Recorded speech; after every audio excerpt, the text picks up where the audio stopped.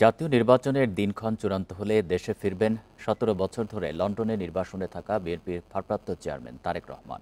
উঠবেন রাজধানীর গুলশানের ১৯৬ নম্বর বাড়িতে। তারেক রহমানের থাকার উপযোগী করতে প্রয়োজনীয় সংস্কারের পর বাড়িটি এখন পুরোপুরি প্রস্তুত।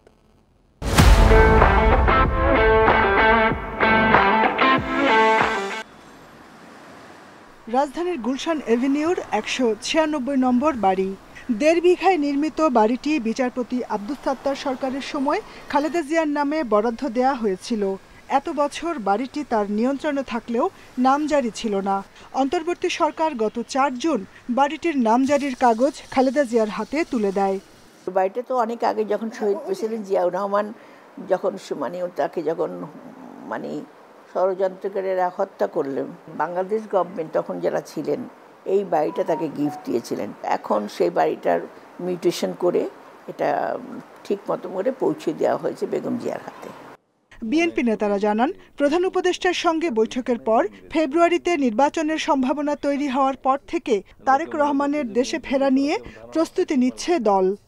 দলীয় কার্যালয়ে তার দফতর এবং তার নিরাপত্তা নিশ্চিত করা বিভিন্ন বিষয় নিয়ে আমরা অলরেডি আয়োজন শুরু করে দিয়েছি এবং সরকারের তরফেও আমরা তার ব্যবস্থা নেওয়ার জন্য অনুরোধ জানাচ্ছি।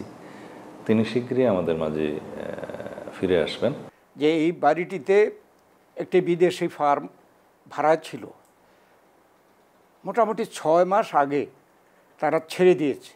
নিশ্চয়ই বেগম খালেদা জিয়ার পক্ষ থেকে বলা হয়েছে ছেড়ে দেওয়ার জন্য। তারপরে কিন্তু এটা নতুন করে রিডেকোরেট করা হয়েছে। তার বাসস্থান হিসাবে এই বাড়িটি সেজন্যে একটা আমার মনে হয় যে তারেক রহমানের জন্য যোগ্য বা উপযুক্ত একটি বাসস্থান হবে। ৩ bed, drawing, dining, living room, swimming pool সহ আধুনিক সুযোগ সুবিধা রয়েছে বাড়িটিতে। তারেক রহমানের স্ত্রী ডাক্তার জুবাইদা রহমানও লন্ডনে যাওয়ার আগে বাড়িটি পরিদর্শন করে গেছেন।